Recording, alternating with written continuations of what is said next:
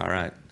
Yeah, it was fun. It was a really good time over at Boatyard Eats. We had fast cars and guitars with Matt Stell and DJ Silver. It was just a fun night, get everybody kind of together, and had a few industry people as well as some KBM people and some outsiders that we met for the first time. So had some great sponsors for the event. Was really a great kickoff to the weekend. We had KBM Fan Day in the morning and then closed it out with the concert last night. So all around, great cause for the Bundle of Joy Fund and raising some money and some awareness for the infertility issues and what we're able to help with Samantha and myself. And so Samantha did a great job being able to orchestrate all of that, put that together. And so hopefully it was a good fundraiser for us. All right. We'll now go to questions. We'll take as many questions as we can. We'll start with Jordan, go to Bob, and then Greg. Go ahead, Jordan. Jordan Bianchi, The Athletic. How would you say you guys are stacking up right now versus the Hendrick and the Gibbs cars? I would say, the mile and a half stuff, I feel like we're really close. We're right there. Kansas was a really good look for us. I felt like we had a good top 5, top 3 speed. And, anything can happen in the end of these races and you can contend for a win. But obviously our short track program is a far miss right now. And we're all trying to kind of figure out what exactly is going on there and why. We can look at all the sheets and see all the stuff and try to correlate it as close as we possibly can and copy, but it's not relating to the racetrack in our cars at all. So there's a disconnect there somewhere. When you looked at the schedule previously, especially kind of going into the summer, there was a lot of redundancy, a lot of the similar type tracks, mile and a half, intermediate type tracks. Now it's all over the board, road courses, super speedways, etc. Is it hard to build consistency within a program to start stringing together good, consistent results because it's so different now on a week-to-week basis? Honestly, I kind of feel like it would be harder to build.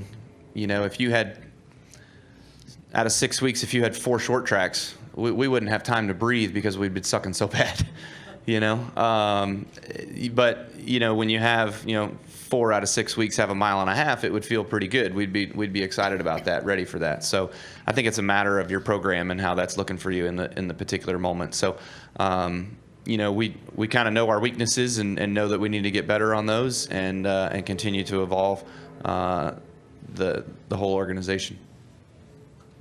All right, we'll go to Bob. Bob Pockris, Fox Sports. If you don't get in practice and qualifying, are you at any more of a disadvantage in the fact that you've never raced an RCR car here at this track? I mean, do you feel like you'd be behind compared to maybe other drivers who've been with their teams for at least a couple of years? Yeah, certainly that could kind of be a little bit of a stance. I would just hope that the sim stuff that we did, as well as the sheets that we're able to see, the notes that we're able to see from the Hendrick guys and whatnot and what they've done, because Kyle tested here. Tiny Kyle, he tested here, I don't know, a few months ago, whatever it was, for the tire test, and so we kind of relied heavily on that and what those guys did and through our key partner relationship with Chevrolet. So, if we don't have any practice or anything like that, that's where we base off. All right, Lee, go ahead. Lee Spencer, catchfence.com. Kind of curious, Gateway last year was the inaugural event, and everybody was like, up on the wheel because you want to win the first one, right? There's a little prestige that comes with it. But other than that, why do you think it raced more like a short track where it was extremely aggressive even for a track of that size? Yeah, I guess probably more so because of the shifting than anything. You're able to go into the corner and downshift and come out of the corner and have the torque in the engine and everything else. If you kind of slip up or you bog the center of the corner down a little too much because your car's too tight, you're going to lose that momentum and you're not going to have that speed, and so you're just going to be slow. But I feel like everybody can kind of, bounce right back coming out of the turns in relation to their center of the corner speed. But overall, yeah, I thought, it was quite an interesting race. I felt like the line really moved around a lot. I could not run the bottom at either end of the racetrack. I was kind of a top guy, so that was kind of fun to see the place really have some character. Thank you. All right, Greg. Up front here. Greg Engel with Forbes. Hey, congrats on your thing last night. It looked really good. Thank you. Continue that. It's great charity. I'm talking to Richard tomorrow about the winery because I talked to him in 2004, and I'm doing kind of a follow-up. Since you've been involved with RCR and the winery, have you kind of been drawn into that kind of world? Has he taken you there and maybe done some meetings or events? Or what do you think of having something like a winery? Well, that was actually our first meeting that we had when after Austin called me, and it was a time to have a discussion with Richard. That was where we met. So, that was pretty cool. It was my second time being there. First time being there was Dale Jr.'s wedding. And then that was my second time there. And then we've had a couple meetings since. And I invited everybody from RCR's management team and whatnot all out to dinner and to do a dinner for them. And I wanted to take them somewhere. And Richard insisted that we had to go to the winery. So we ended up going back up there again for that function. But, it's a super nice place. It's really pretty up there. They're doing some expansion right now. So, he's well vested in that. And it seems to be a really good business for him. Thanks, dude. All right, we're going to go to Kelly. KellyCrownRacer.com. Kyle, it's been a number of years now since the eligibility rules changed with Truck and Xfinity. You're back in the Xfinity car this weekend. I'm curious, with how much we know you love to race, these last couple years being limited so much, do you still feel fulfilled with the racing that you can do, or how much do you still miss not being able to run as much as you'd want to? Yeah, definitely miss being able to run as much as I want to a lot. I would love to have way more truck races, especially, I thought we started out strong and we were going to have a good year with winning at Vegas with the KBM Chevrolets, but unfortunately we've been terrible since, so we're missing something somewhere and we're trying to figure out why and what. And we have an idea, but we haven't necessarily conquered it yet. So that would be one that I would really like to get back into, would be the truck series and running my own stuff a little bit more, having some more races to kind of just build the program and make sure that we are where we need to be with our younger drivers, not necessarily having that experience to be able to dictate and tell exactly, what's wrong with our vehicle dynamics, stuff like that. So, the Xfinity side, I could take it or I could leave it. I enjoy racing anything as much as I can, but triples have, maybe because I haven't done them as much lately, the triple in Vegas was a little bit much. But, if you're back to doing them again more periodically, your body gets used to it. That's how I was early on. When I first started doing triples, it was hard, and then I got used to it, and then it was easy, and now you're kind of back out of it. So it's no different than a workout regimen. You just got to get back in. On the flip side of that, it seems like the last couple of years, though, you've done more away from NASCAR, the dirt stuff, whether it's getting... I have to. What other choices do I have? So that's what I wanted to ask. Yeah. How much has that helped that you can at least stay busy somehow, whether it's with Braxton or trying different types of racing, dirt racing stuff? Yeah, right. Thanks. So, that's just kind of it, right? Like, Larson can go run 100. I think he's going to run 100 shows this year. And so that's just insane. I think I'm only going to be about 20. But the key reason, or the main reason why I do what I do on the dirt side, is just with Braxton. He gets to go run his go-kart stuff or his junior sprint stuff, and I'll run the micros, and we'll run on the same night. We'll be together. So that's always fun. We've got a big week next week coming up where we're going to go to St. Louis and run at Tri-Cities on Thursday, Doe Run on Friday, and then Wayne County on Saturday, him and me both. So it's going to be a lot of fun to be able to go up there and race those 3 tracks on 3 separate nights and, have a good time running, him and I. All right, we'll go back to Jordan. Jordan Bianchi, The Athletic. Have you done any sim laps for the new Chicago race at all yet? No, not in sim, but iRacing. We did some stuff on iRacing. What were your impressions? Some of the corners were really, really tight, and how they have the walls coming out of the corners where they had on the sim, it had cones. There's a wall you're coming down this straightaway, and there's another straightaway there, but the ground, the road is separated with a wall in the middle, and there's cones that are blocking off where they don't want you to go. So I thought that was weird. I'm like, just extend the wall, but maybe they don't want to extend the wall because they need areas for, safety crews to get out. So I'm not the scientist on that. But anyways, it just seemed weird when you're coming around a corner and you got to miss the end of a wall. All right, we'll go to Lee. John Hunter was in here earlier, and a lot of people were asking him what the next step, and if it was invaluable for him to go back to trucks and work his way back up. In your opinion, because you've been an owner, so you evaluate talent, what does he need to get that next step to be a full-time Cup driver? I kind of knew where you were going. This isn't to be mean or rude or a bad word, but he needs $6 million and he'll be in a JGR Cup car next year. That's all he needs. Does he have all the, It's not a success game anymore. It's a money game. So if he can find the cash, then there will be a seat for him, I'm pretty sure. Oh, yeah.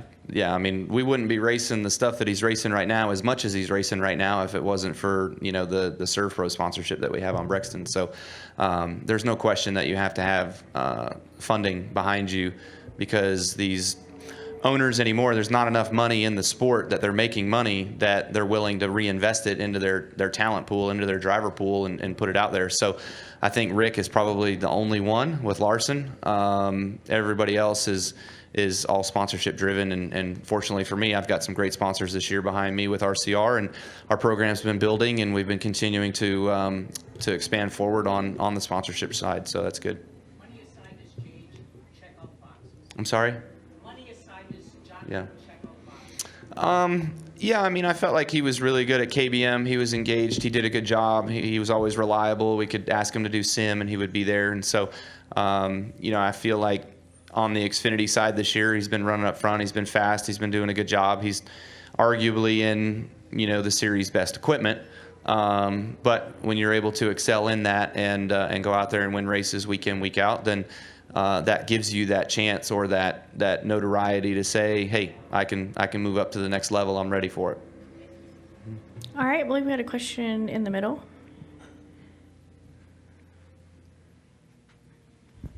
Hey, Kyle. Amy Henderson, Jacobs Media. When you go to the track with Braxton and race, how much of you do you see in his driving style, and what do you maybe wish he'd do different from you when you were coming up through the ranks? Yeah, every driver's different, right? I mean, it doesn't look like it from the outside, but every driver's very different. So he's definitely, if I had to say what's his weakness, he's a little tentative at times, but he's also been aggressive at times and has gotten himself where he might spin somebody out or spin himself out or something, and then he gets sent to the back. So he doesn't want to get sent to the back. So he'd rather, not make a pass and ride in that position than have to go back all the way to the tail of the field. So he's actually a lot smarter than I might give him credit for a lot of times. So he really does do a good job of calculation and thinking through things. But if I could just try to push him a little bit harder, that's to be a little bit more aggressive. But other than that, when he listens, he does a great job. Earlier this year at Millbridge, I think it was race number 2 or 3, he didn't try very hard. So, the word effort and try, we're working on the definitions of what that means. And so he didn't do a good job, and he got his iPad taken away for 2 weeks. And then he went back out the next week, and he asked me, he goes, "Can I have my iPad back?" And I said, "You could go earn it back tonight." And he goes out there and he wins the race. So he gets his iPad back. So I'm like, okay, if you try, you can do it. So you got to go out there and do it. It's kind of frustrating when you go to the track and he doesn't run to his potential. That's when I get upset. But, he's also still 8 years old. So we got time. All right, I believe we had a question here from the local affiliate, please. We'll come up front to Alex, and then we'll go back to the back. Kyle, Nick Carbone, WCNC Charlotte. What does it mean to have a win at the Coke 600 on your resume? And, of course, what would it mean to add one more? Yeah, no, I love this race. I remember watching this race as a kid when I was growing up, and always may or may not have fallen asleep during it, at least at some point. It's just really long.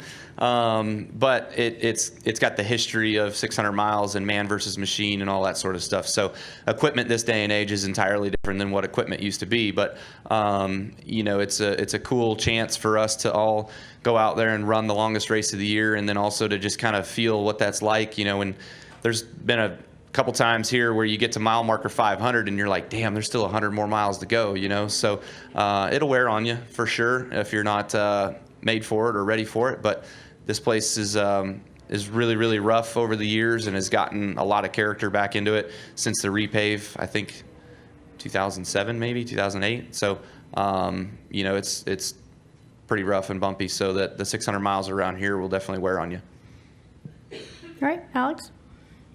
Alex Zetlow, Charlotte Observer. Going back to your comments about barriers getting into a Cup car, what does NASCAR racing lose when those barriers are so high? Meaning like bringing money to race?